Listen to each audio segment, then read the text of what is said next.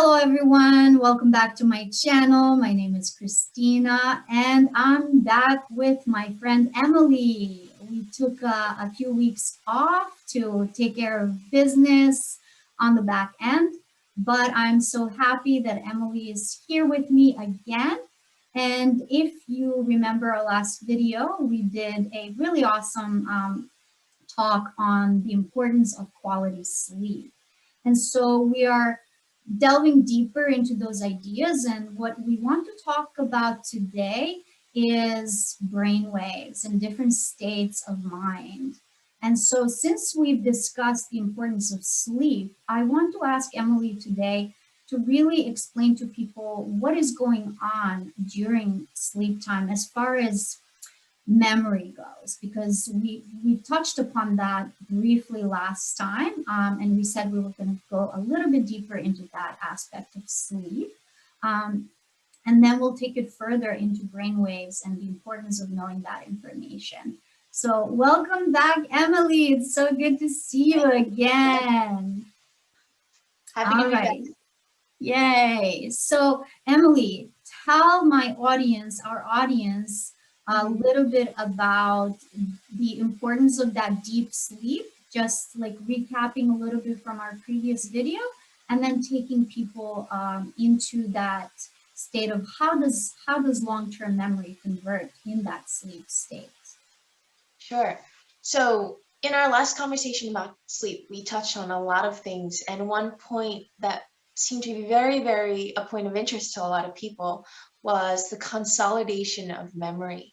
And so, when we go into a sleep that's deep enough, like REM sleep, for example, our body does go into a state of healing where everything is shut down enough and everything is calm and centered enough where the body can start healing areas. And then you reach a point where you start actually dreaming. And we all kind of dream. I think that usually it's a matter of when you wake up, can you remember them or not? So you might say, you might wake up one morning and said, no, I didn't dream at all yesterday. But you actually might have. It's just that you don't remember. So usually when we go into a dream state, and then we go even deeper beyond that, to the point where those dreams last long enough where you can actually start consolidating into long-term memory and you can remember them so that when you wake up, you do recall them. They've been integrated into your long-term memory. And that goes for things also when we're learning too. Has it spent enough time in the long-term memory state so that later on, when we've forgotten about it and then need to recall it again, we can recall it. It's been integrated into there, Mm. recorded. So you sometimes know that you've had great quality sleep when you've fallen deep enough to not only dream, but to be able to recall those dreams. And Yeah. that goes into different, what does the brain look like when that is happening, is where we delve into the topics of what are the brain waves doing at that state and what are those different brain waves. Mm-hmm. So tell our audience, obviously people have heard the term brainwave, and just for lay people, I'm sure um, people may be familiar with like beta or alpha or uh, delta. They've heard of these terms, but they don't really know what these mean. So can you shed some light on that terminology? Sure. So we've all heard of those, those alphabet and the letters and things like that, but not many people are sure exactly what they mean or what kinds of brainwaves they refer to, especially in this case. So first, I'll explain as a preface, how do we even create any brainwave at all, regardless of whether it's alpha or beta, gamma, etc. So what happens is when you wake up in the morning from your sleep, the light hits your eye processes that and sends messages to the pineal gland, neurotransmitters. And neurotransmitters, just think of them as like your voice. Like, Christina, if I need to call you and give you a message and say, hey, there's light, so wake up, my voice being carried through those wires is kind of like a neurotransmitter. And Christina, the recipient of that message, is something called in your brain called the pineal gland. And that pineal gland will now say, hey, all of you guys, wake up. And she'll release an array of hormones, particularly serotonin.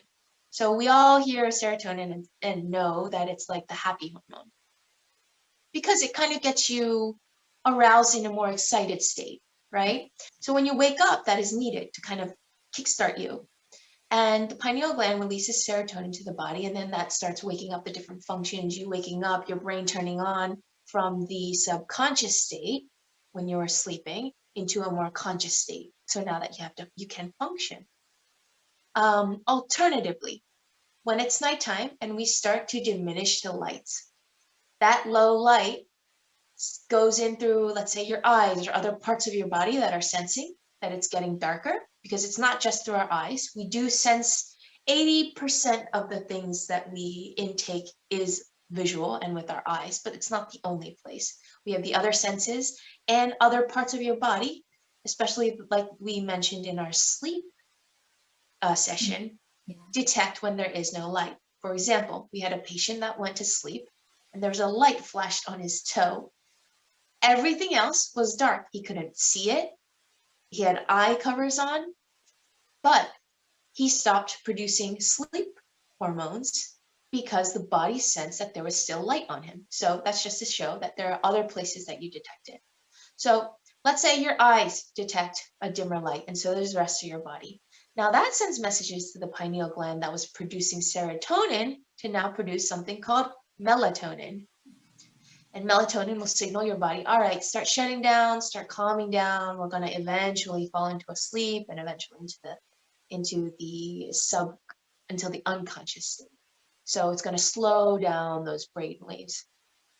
And so a great way to remember it that I've heard of is Sarah wakes you up and Mel puts you to bed. I love that. Yeah.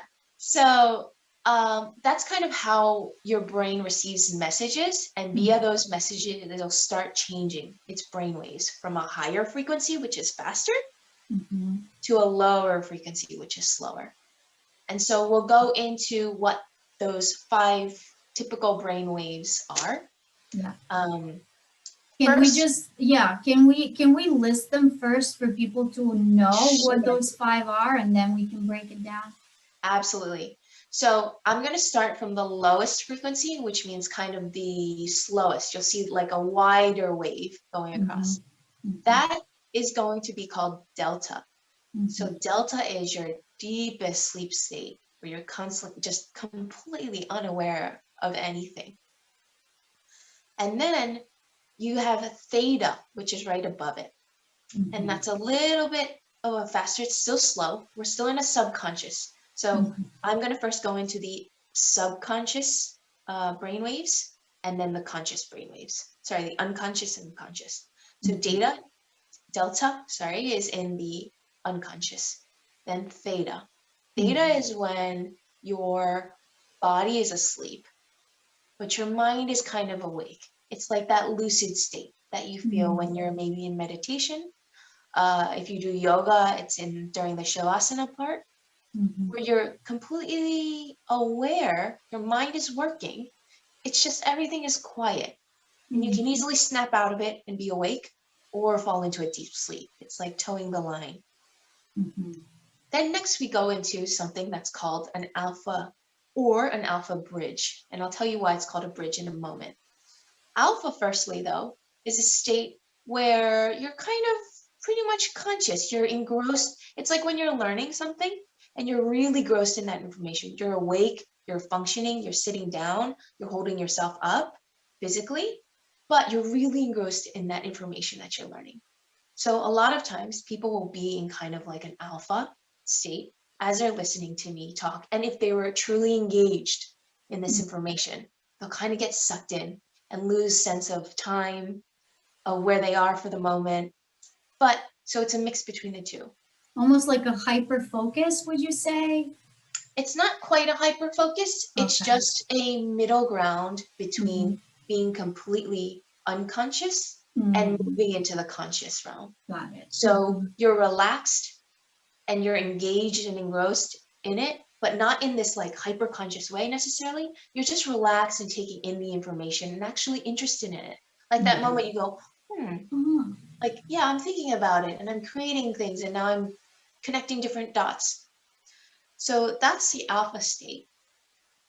And then we call it a bridge now because when we cross that bridge up into the higher frequencies, we are going now into a very, very conscious state.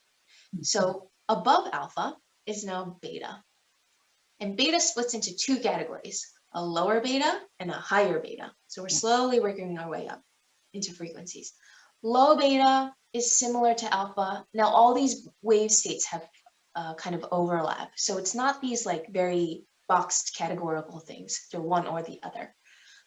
Low beta is similar to alpha in the sense that, yeah, I'm learning and, I'm just taking in the information. I might not be as lost in my thoughts or as engrossed in the information, but I'm taking it in and I'm comprehending everything that she's saying to me right now. mhm. And then, so learning, you want to probably be in a beta alpha state because beta represents you taking in information and alpha goes in a little deeper than that and saying like, wow, I'm really engrossed because this is super interesting. Yeah. And now with beta, high beta. High beta is kind of, I almost see it kind of as a branch off too, because when you have high beta, that's kind of when you've been overexcited to the point of maybe you're developing some anxiety. A lot of people are in a stress state, which is good. So you hear a lot of people say stress isn't necessarily bad.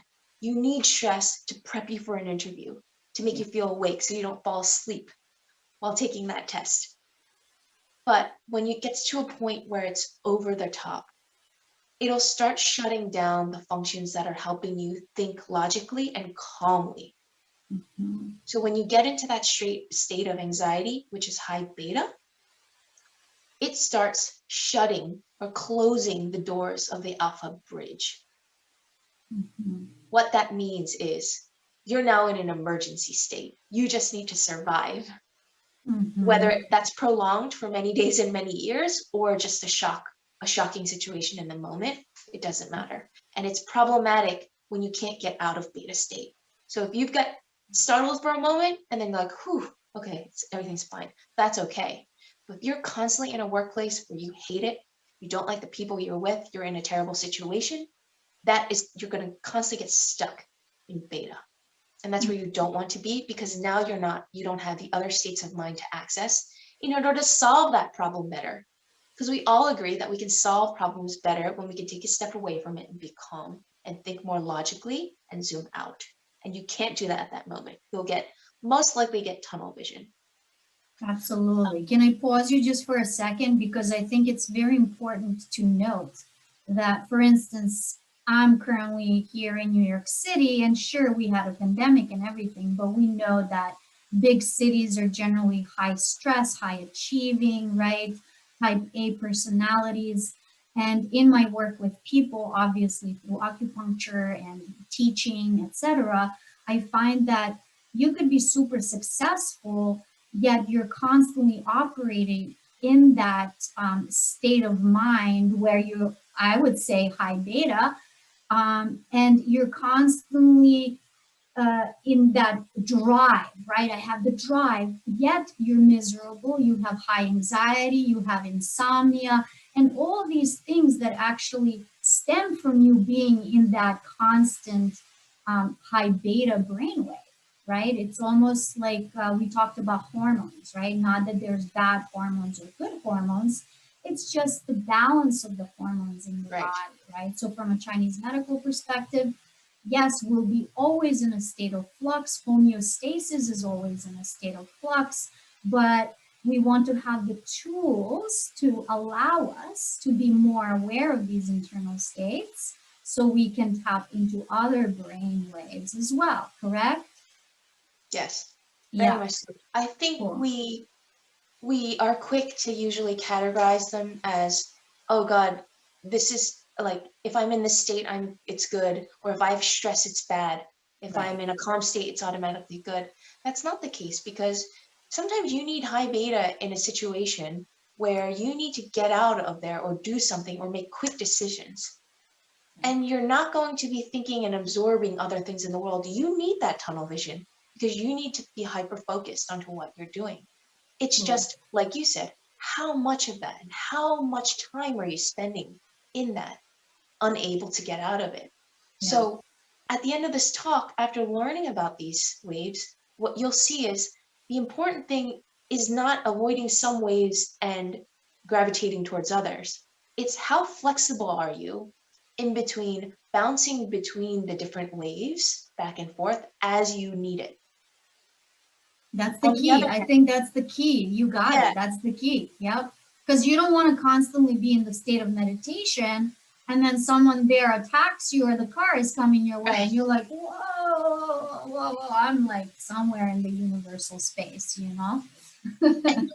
And no, and absolutely, and you'll see people who are showing very low brain waves, but they can't get out of it. And what does that mean? Well, usually they're in a state of depression Mhm. where they're kind of stuck, and they still might have anxiety too. So again, we said you're not in one brain state or brain wave at a time. Like multiple of these can be happening at the same time. You can be in a state of anxiety so high that your body shuts down and drops down into kind of a depressive state because it can't handle it anymore. It's like a computer shutting down when just the battery goes out. So I think we have to remember that it's not about what state you're in, but how long you're in it or how much of anything, everything in moderation, like they say. And also that it's really hard to recognize when you're in a state that isn't good for you because all of these people who are constantly in over anxiety and strung, they're still highly functioning people. Absolutely. You can have a normal conversation with them. It's not evident until it gets to a point where it's, unbearable. And even people who are depressed, they can have a conversation with you totally fine, and function when they need to. So it's really hard to recognize when we're in it. And that's the challenge of this. Yeah, awesome. Would you like me to show people more of a visual presentation so they have Sure. an idea of how these brain waves kind of like flow the way you mentioned it? Yes. So now that we've gone through some of the ways, we'll show you a visual and I'll continue explaining kind of their relationship to each other and what the rest of the waves are. Delta. I know there's descriptions below each of them, but I want you to kind of pay less attention to it because depending on what situation you're in, it could be defined a little differently. So delta is just, as we said, deep sleep. You're completely kind of unconscious in a way. Um, and then when you move up into theta, again, it's when your brain is kind of awake, but your body is asleep, right? Your mind is kind of in a lucid state. And that's when you can dream because your mind is working and it's actually active and it's creating that imagery and recalling things to create that dream and create the characters in the dream. Then when you are in alpha, which kind of, as you can see, is the middle guy that serves as a bridge between the bottom half of the red and the orange, delta theta, and the top half of kind of more arousal and awakeness and consciousness, which is beta and gamma. So alpha is when you're still pretty relaxed, but you're taking in information. And you might kind of be so engrossed in that information and engaged that you're kind of just brainstorming or lost in your thoughts as you're listening. And so then you go up into beta, which is, yes, I'm also learning here or creative and thinking. I'm not so lost. I could be lost in my thoughts, kind of thinking of ideas and such, but you're a little bit more aware of your external environment than you were in the previous phase. And then gamma, you are kind of into like an expanded consciousness, like very hyper focused. And gamma doesn't really fit, I should say, into the model of the conscious and unconscious, and it doesn't fit smoothly along or Mm-hmm. linearly, I should say, along Mm-hmm. the line of from deep sleep and unconsciousness into consciousness. Um, but beta, starting at beta being the top, and the fact that there's high beta and low beta, I think that is one important thing to stress. High beta being anxiety, low beta meaning that you're not anxious and you can still function, but you're hyper aware of things and what's going on so that you can move quickly if you need to. Mhm. So when you get into a state where you're so high beta, so anxious, so worried, what happens is that alpha bridge in the middle, the doors kind of get shut. And what that means is that you might still have theta and delta brainwaves happening in other parts of your brain. In other words, you're still capable and still producing them. You just don't have access to them. Because Mhm. as Christina said, why would I need those things if I just need to run away from a predator or get myself out of danger in some way or resolve an urgent problem or make a split-second decision if there's an oncoming car? But you Mhm. don't want to stay stuck in there. And the reason that we're going through these brainwaves today, if you can turn back, now that we have the brainwaves, you can turn back to me. Mhm. Thank you. Okay. Yay. And I think the importance of is why do we need to know this? Well, I think that, as said very wisely, when you know better, you have the choice to do better. And by understanding that your brain has different states and how they're triggered, usually from our external environment and by our own thoughts too, right? So external environment and what triggers us, I can't control the sun rising or setting. I can't control that oncoming car coming at me. I can't necessarily control how people react at me in negative ways. But the thoughts that I choose to generate as a result of that, there is a gatekeeper there. And there is a moment and an opportunity for you to say, do I want this to eat away at me? Do I want to worry about it? Is worrying going to solve this problem? Worrying gets me excited and kind of aroused to the point where I was like, oh man, I got to do something. But does it help me to constantly worry and stay stuck?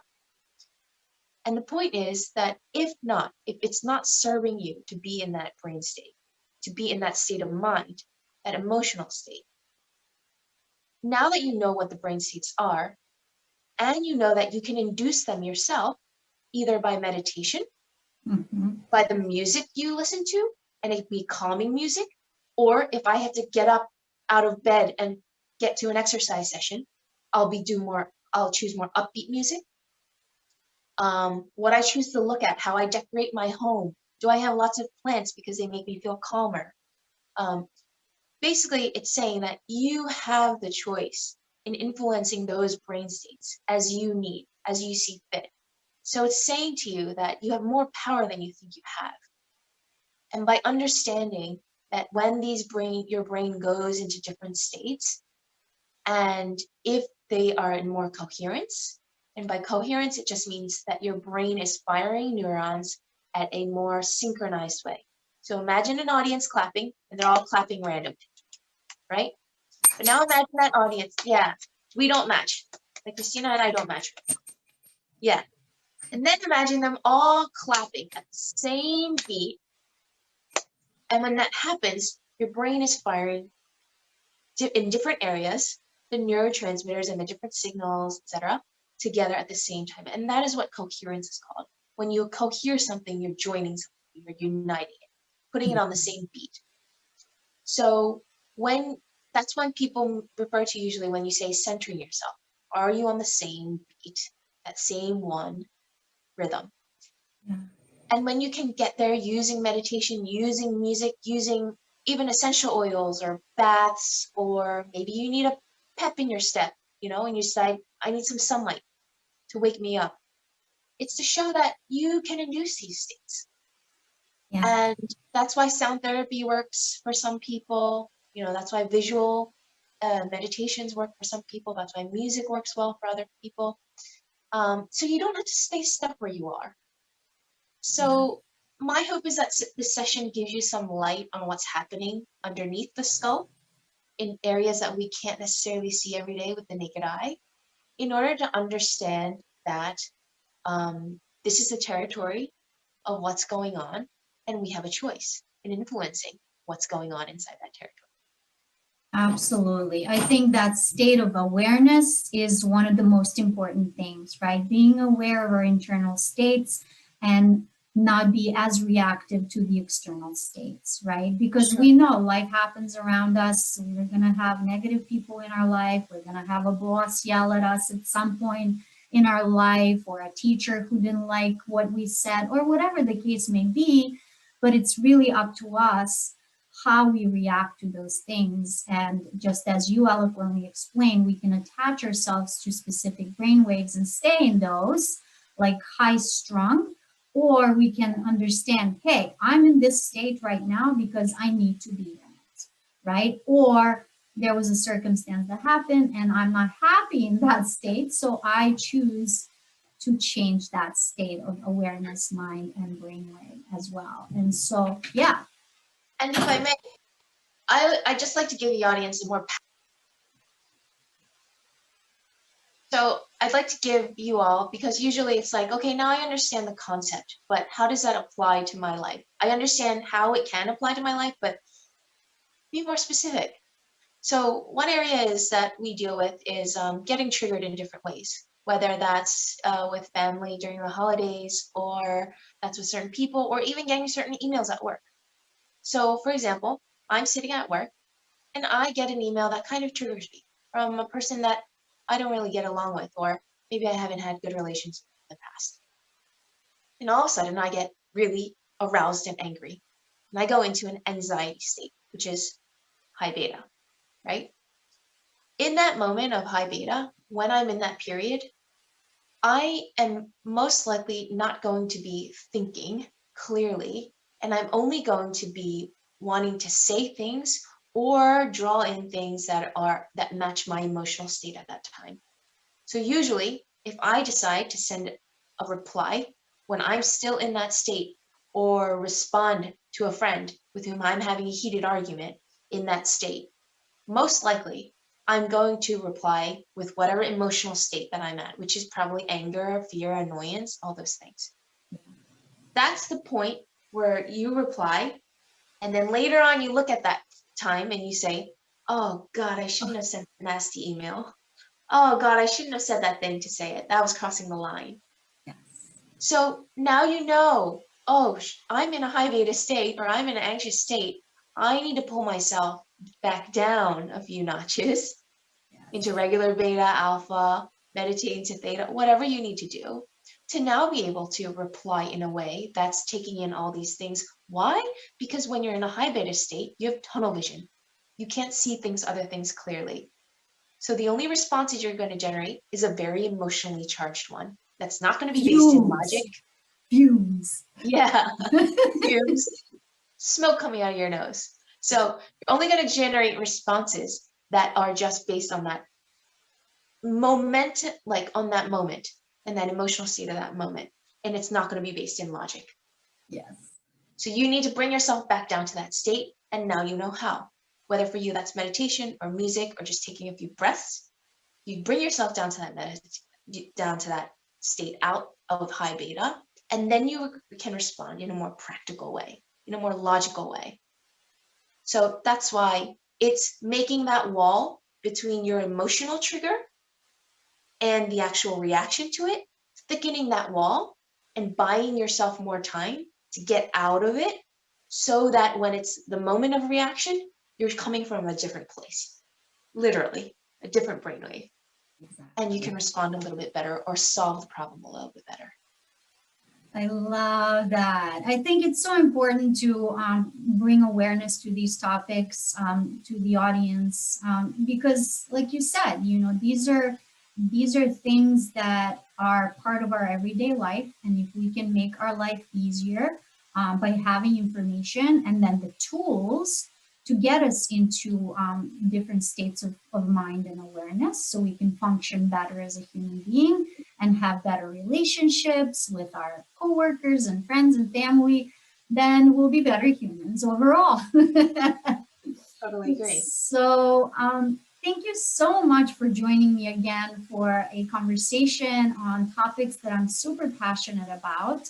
And I know we took a little break and life happens, but I just like sharing with the audience, and whatever we come up next as our topic, I'm sure that people will resonate with it, because these talks have been really educational, but also have pointed me in the direction to think about other topics than just like Chinese medicine, because I'm Mm. in that world so much.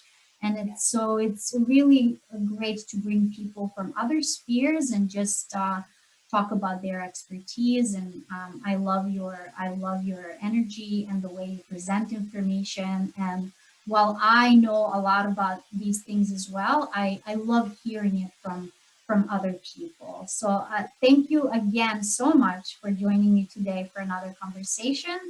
And we'll see you guys pretty soon. Stay Yep. tuned for the next video. Have a lovely week. Bye bye. Bye, guys.